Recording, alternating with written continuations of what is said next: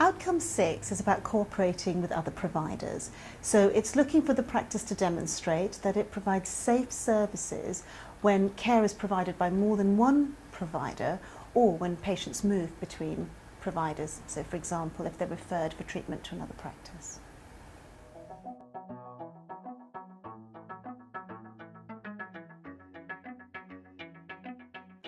Patients would experience a well thought through referral process, so their information is sent over to a referral practice in a confidential manner. They get a chance to share in treatment decisions which they're making with the dentist around referrals to other providers, and in general to feel secure and safe about the two different providers coordinating and liaising about their treatment, transfer of records, sharing of radiographs, that sort of thing.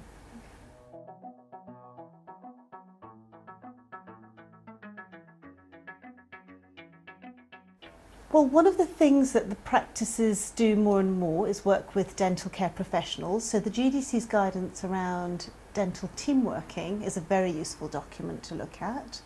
Another very useful document is the Information Security Management Systems, which are on the NHS Code of Practice, the Department of Health.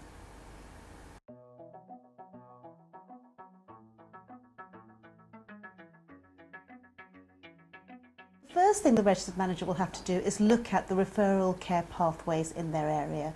Sometimes PCTs provide pathways for oral surgery. Orthodontic referral pathways are guided by the index of treatment need. So her first challenge is to pull together a referrals folder of some sort, which the team can refer to for guidelines, and then also to make sure that they are using the appropriate forms and systems for each referral service so that the referrals are not rejected.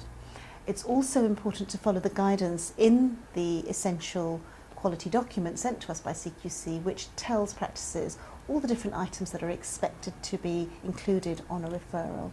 And then finally, practice managers need to ensure that as they're transferring confidential data, they're thinking about the transfer of data in a secure fashion. So for example, if they're faxing data to a provider, they want to think about a safe haven for the fax and that sort of thing.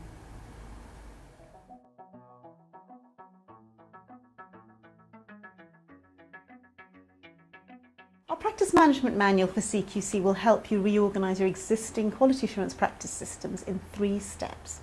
First of all, use the A3 checklist for this outcome from the back of the manual to audit your compliance. This gap analysis helps you to identify actions that will improve outcomes for people who use your services, in other words, your patients. Then use the agenda from the front half of this manual to conduct a training session for your team. It includes an attendance record, and a training pack is available from our website.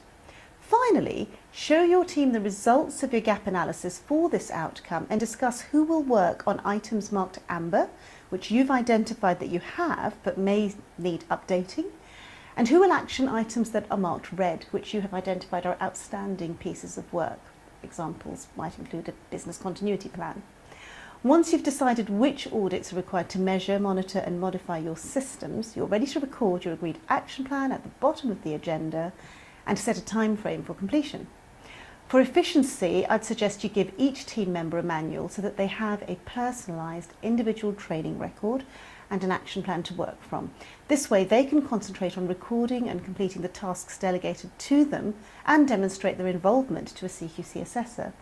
As a practice manager, your copy will be the master audit plan for the whole practice, as well as your master training record, helping you to ensure the practice meets the outcomes in section 4 of the CQC guidance, which is suitability of staffing.